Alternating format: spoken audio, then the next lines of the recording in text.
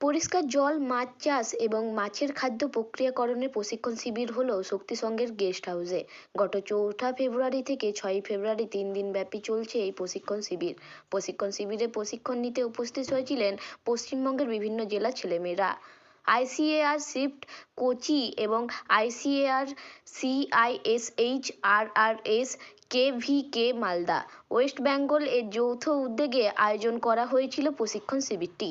প্রশিক্ষণ শিবিরে উপস্থিত ছিলেন সরকার ভারতীয় national secretary Vivekananda Patra, doctor Abhishek Thakur, assistant professor and health college of fisheries Kishanganj doctor Pankaj Kishore, senior scientist ICAR এর CIFT Kochi doctor Sohel Kumar, subject matter specialist ICAR CISH Malda.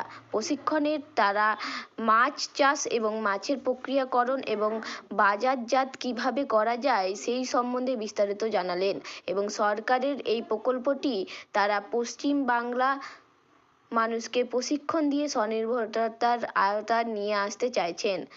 Tapasi Mahato, Sudip Bauri এবং যারা প্রশিক্ষণ নিলেন তারা এই প্রশিক্ষণটি পেয়ে ভীষণ খুশি, কারণ তারা মাছ চাষের এই খাদ্য প্রক্রিয়াকরণ নিজের হাতে করতে পারছে এবং বাজারজাত করাও তাদের পক্ষে সম্ভব এবং এই ব্যবসায় তারা লাভবান হবে বলে মনে করেন। পিঙ্কি রানী মাহাতো জানালেন, এরকম একটি প্রশিক্ষণ শিবিরে সহযোগিতা করতে পেরে ভীষণ ভালো লাগছে, কারণ এলাকার বিভিন্ন ছেলেমেয়েদের মাছের খাদ্য প্রক্রিয়াকরণের মাধ্যমে স্বনির্ভরতার আওতায় আনা হবে। পুরুলিয়া থেকে মৌসুমী করে রিপোর্ট, জঙ্গলমহল লাইভ।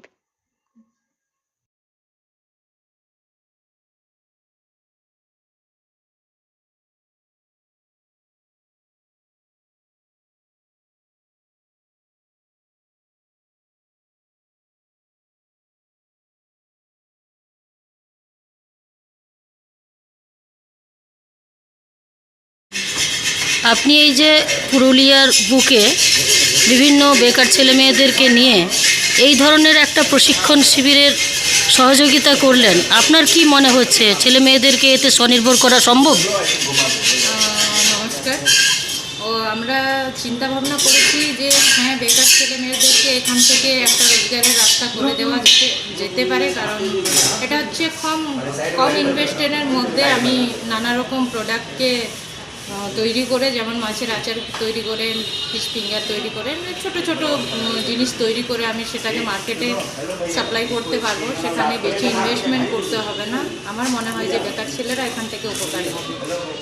আপনার পরিচয়? আমি পিঙ্কি রানী মাহাতো, আমার ব্লগ হচ্ছে বলরাম। ধন্যবাদ। ভারতবর্ষের সবথেকে বড় সংগঠন কৃষকদের, সেটা হচ্ছে ICAR, যাদের মাধ্যমে কোচিতে একটা সংগঠন আছে সংস্থা, তার নাম হচ্ছে শিফট।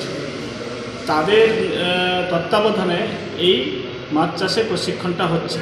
শুধু মাছ চাষ নয়, মাছ চাষি যে চাষ করছে সেইটা বাজারজাত করার জন্য, মানুষের কাছে সঠিকভাবে পৌঁছানোর জন্য তার ভ্যালু এডিশন হওয়া দরকার। ভ্যালু এডিশন হলে মাছ চাষিরা তাদের আর্থিক দিক থেকে স্বাবলম্বী হবে। ভারত সরকারের একটা স্লোগানও আছে, শুধু স্লোগান নয়, বাস্তব দিক থেকে ভারত সরকার এগোচ্ছে, সেটা হচ্ছে আত্মনির্ভর ভারত। তো আত্মনির্ভর গ্রাম, আত্মনির্ভর কৃষক, আত্মনির্ভর শ্রমিক যখন তৈরি হবে তখন ভারত আত্মনির্ভর হবে।